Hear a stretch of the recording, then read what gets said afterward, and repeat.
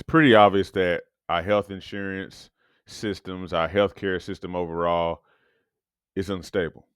It's unstable. It's always subject to the whims of any governmental administration, um, and different things happen in the world, and you just don't really know what the state of, you know, like I say, your insurance or whatever is going to be. How do you take care of your health whenever you really don't know, whenever the systems are unstable? That's what I want to talk about in this video. I want to empower you and give you 8 things that I believe, based on my own experience, based on being a trainer and whatnot, that I believe will help you to insure yourself against an unstable healthcare system in our country. Make sure you like and subscribe if you haven't already. And let's get into this. All right. So, first of all, before I even get into this list, let me say something. Regardless of how stable or unstable healthcare is, the availability of health insurance, all that kind of stuff, none of us should put all of our eggs in that basket anyway. Why? Because of the fact that you just don't really know what will happen. We like to think that everything is stable. We like to think that all of our benefits and stuff are guaranteed, that if something happens, if I get sick or something like that, then I'll be able to go and get, my insurance to pay for it and whatnot. But insurance, or the healthcare system, even overall, is not your first line of defense. You are. You are. It's like my shirt says, my doctor is not responsible for my health. I am.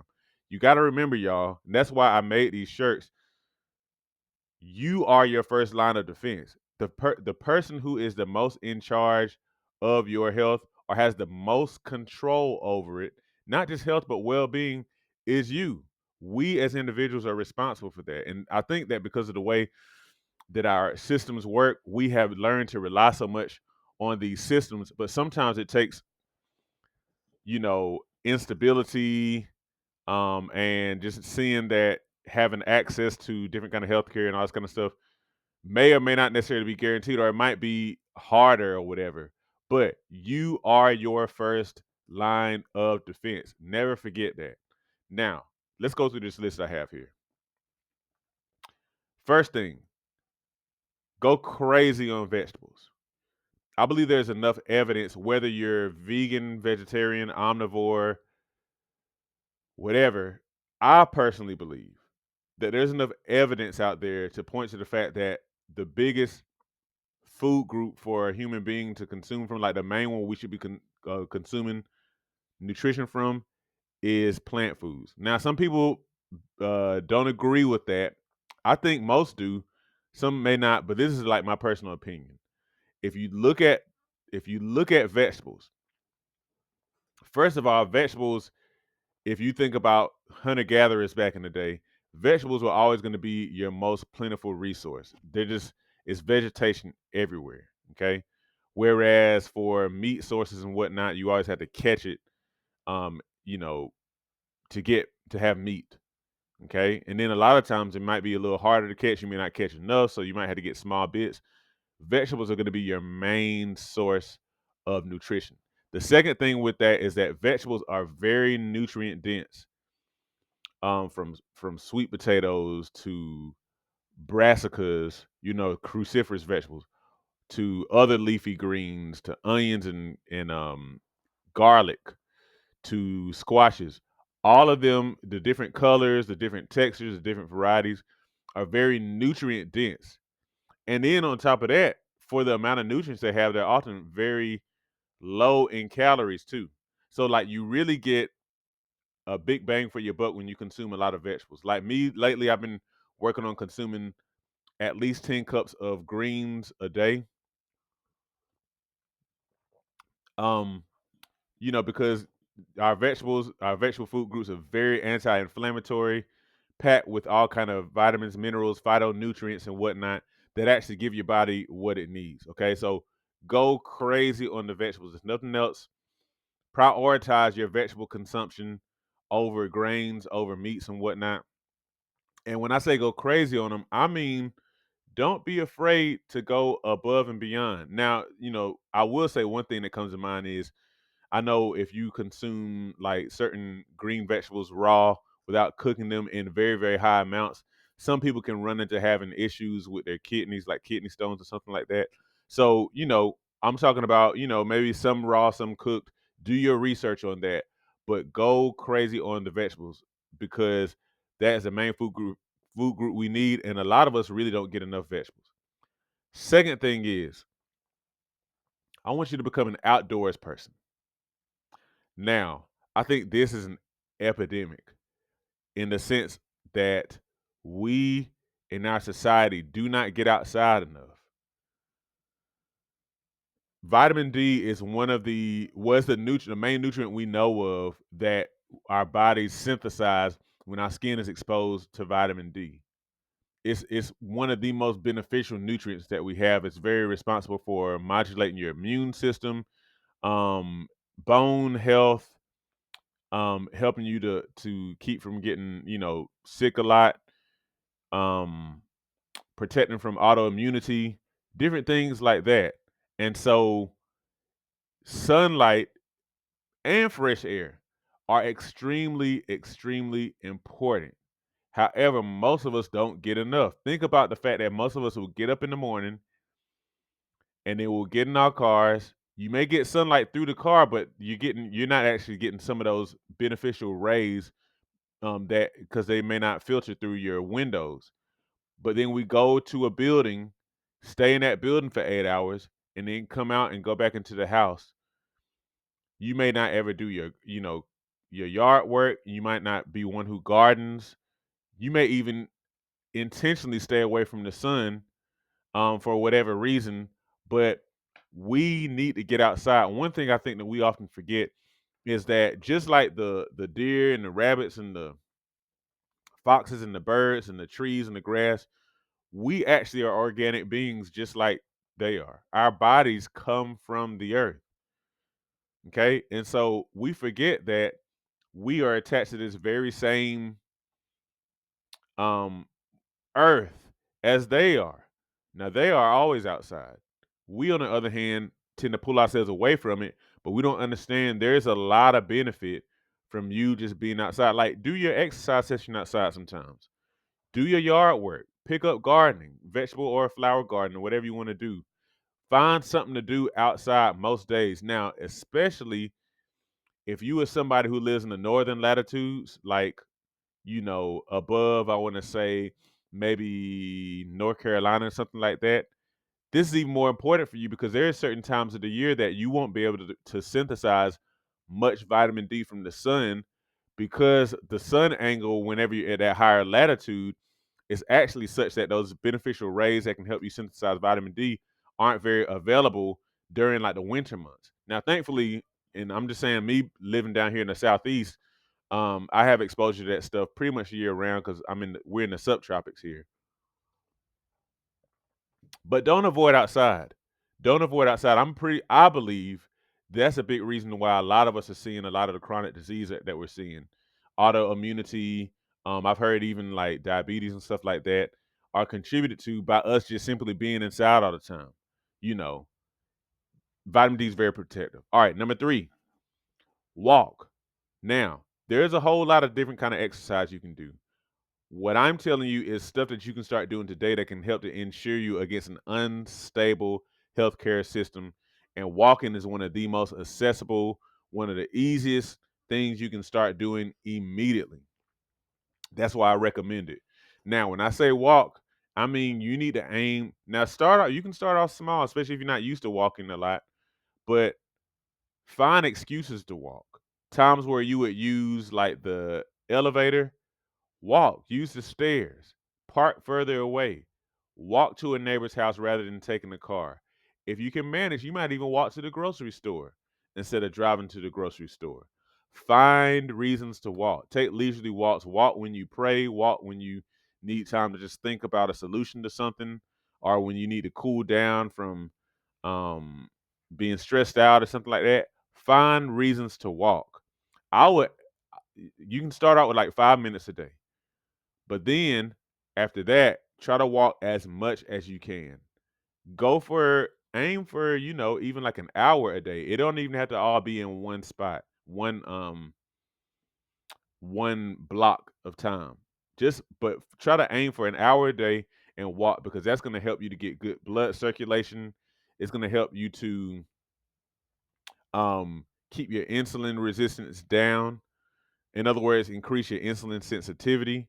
Um, Let me see what else. It's just gonna help. It's gonna help you to maintain leg strength, help you to avoid some of the inflexibility that comes from sitting all day. Something else I'm gonna talk about later.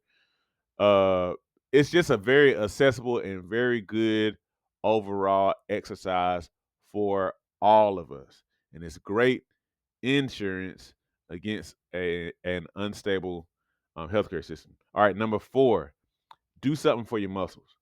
Now, I know if you're not one that's really used to lifting weights and stuff like that, or just strength training in general, this may bring up confusion. Like, well, but I don't want to be some sort of meathead like bodybuilder or something like that. Like some of these folks, you don't have to be. The reason why this is important is because when you're about 30, you start to experience or you are prone to what folks refer to as sarcopenia, which is muscle loss with age. In particular, when you are not doing anything with your muscles, your muscle strength and size decrease pretty dramatically, and that rate of decrease itself increases with time. So, in other words, you can lose more muscle faster the older that you are with lack of use. So, you need to be doing something with your muscles. Now, um, what I would recommend is basic calisthenics, very basic calisthenics. And I'll try to make sure that I put a link below to help you to have an idea of different kind of things you can do. Very basic exercises to strength train. Just some basic routine that you even do 10 minutes a day. Hit the main muscle groups, and then after that, you at least can help to maintain your muscle. Now, ideally, you want to build muscle, which is going to require a bit more effort. But at least if you have a small routine to maintain, you are maintaining muscle, and muscle helps to burn fat. Having more muscle helps you to increase your insulin sensitivity, which can help protect you from like diabetes.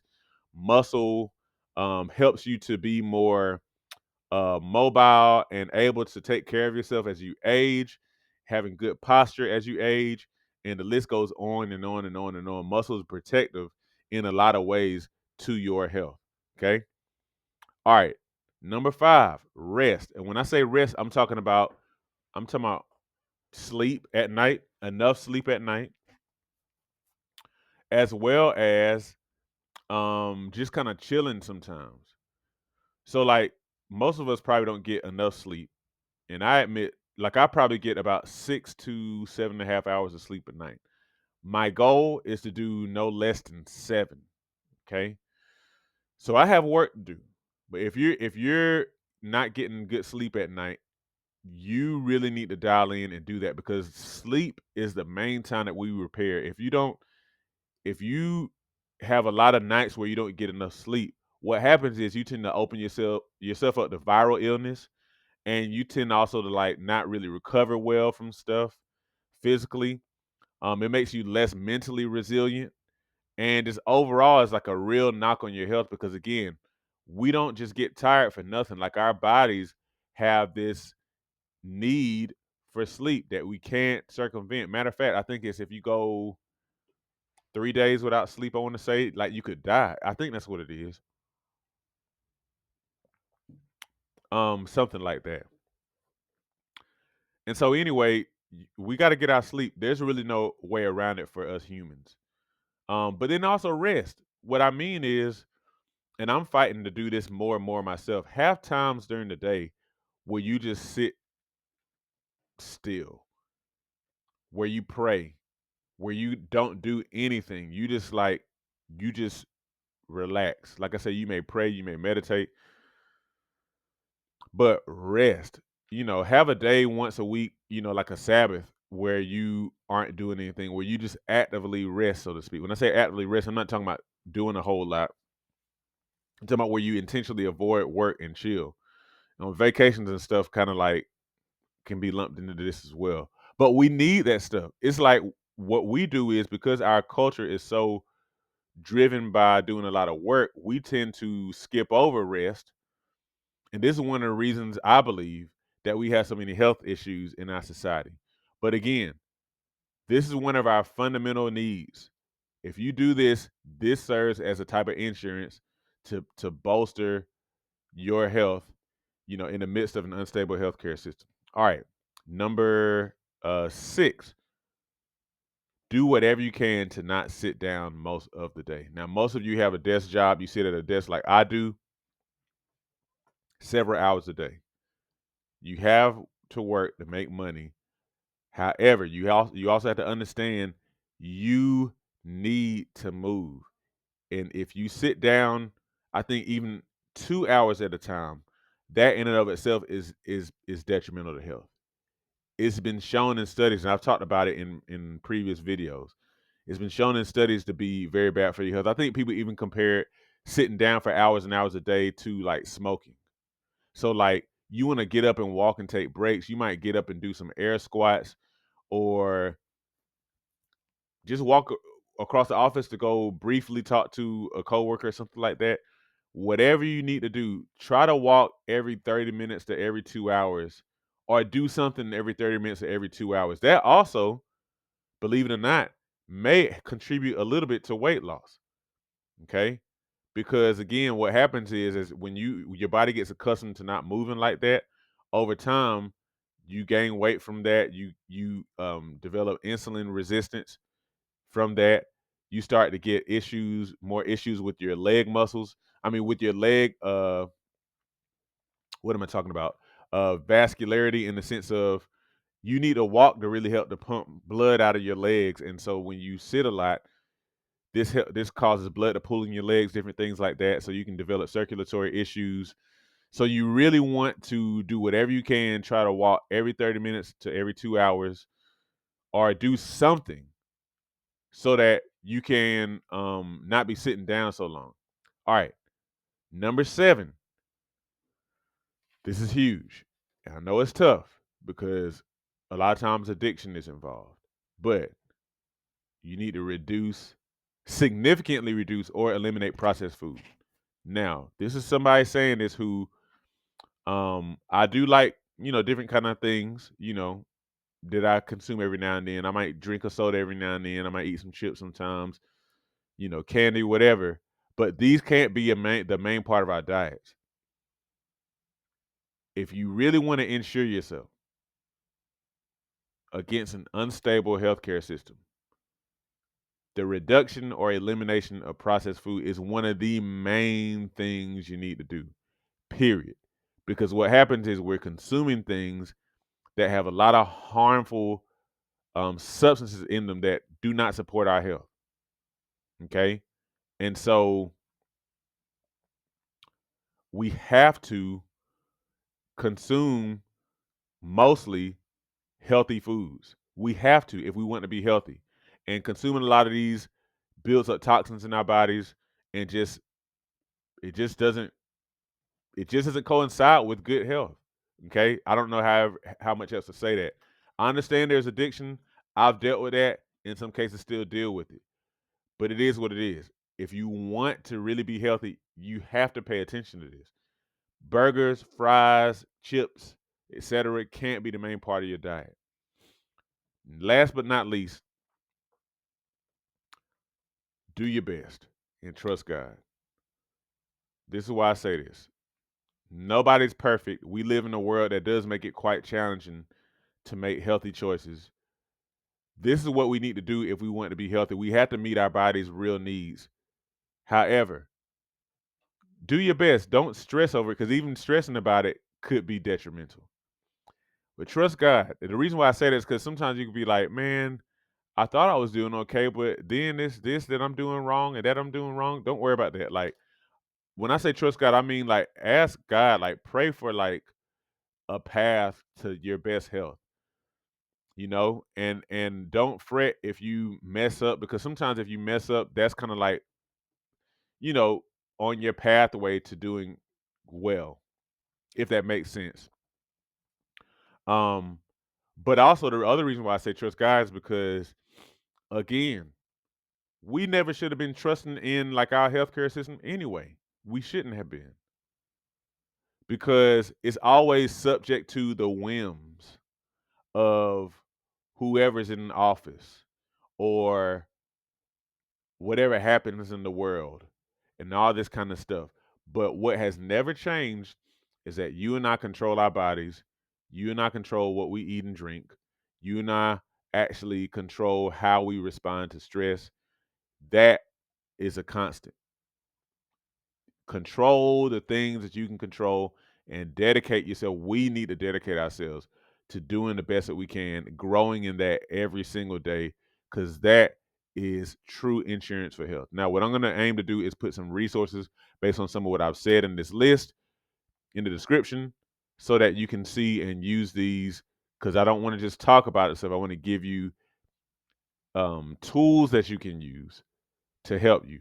I'm in this struggle, this fight, this journey, I'll say, with you as well. We in this together, y'all. We had to be responsible for our own health. We had to be responsible for our own health, and I believe that the times help us to understand that now more than ever. If there's one thing I've learned about getting fitness results, it's that a big key to losing weight, building muscle, and getting stronger is making sure that you make continuous progress from one workout to the next. This is why I have tracked my workouts for the past 20 years. So I've created a special digital fitness journal that you can use to track your workouts the same way that I do, to ensure that you make the continuous workout progress necessary to get the results you desire. You can record exercises, sets, reps, and even take notes to keep track of those nitty gritty yet important workout details. There's also space to track your big fitness goals, as well as a spot to record your weight and waist circumference so you can really see your results. Get your copy today of my digital fitness journal so you can start moving toward your results right now. Link is in the description.